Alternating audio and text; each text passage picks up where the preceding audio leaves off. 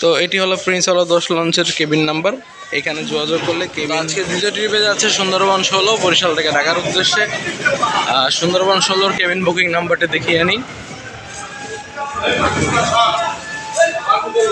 তো এই দুইটি নাম্বার হলো সুন্দরবন 16 এবং আজকে শেষ ট্রিপে যাচ্ছে স্পিড স্টার মানামি। যেহেতু বৃষ্টি নামতেছে তার কারণে একটু অন্ধকার দেখায়। তো মানামি লঞ্চের কেবিন বুকিং নাম্বার দেখিয়ে আনি।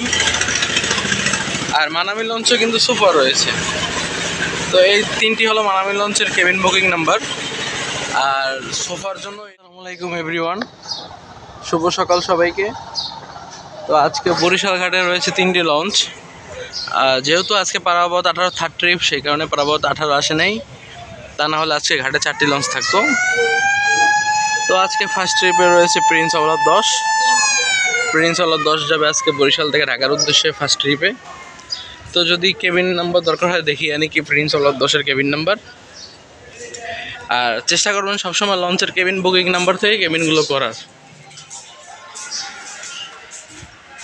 তো এটি হলো প্রিন্স আলো 10 লঞ্চের কেবিন নাম্বার।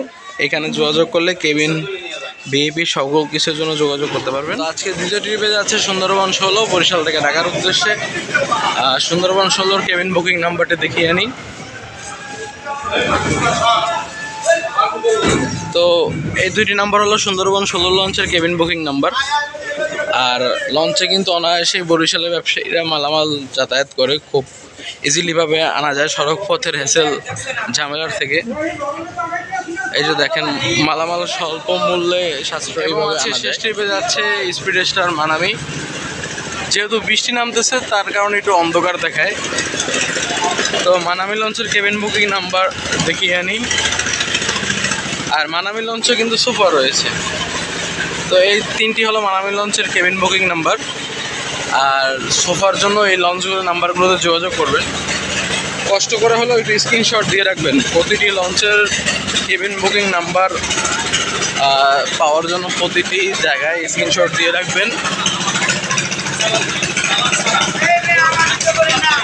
তা এই হলো আজকে বরিশাল ঘাটের মোটামুটি আপডেট। আজকে ফার্স্ট ট্রিপে যাবে আওলা 10 রাত 9টায় এবং দ্বিতীয় ট্রিপে যাবে বাংলাদেশের সর্ববৃহৎ লঞ্চ সুন্দরবন 16। আর আজকে শেষ ট্রিপে যাচ্ছে এমভি মানামি বরিশাল থেকে ঢাকার উদ্দেশ্যে রাত 9টা 15 মিনিটে। তো সকলে ভালো থাকবেন, সুস্থ থাকবেন। আসসালামু আলাইকুম।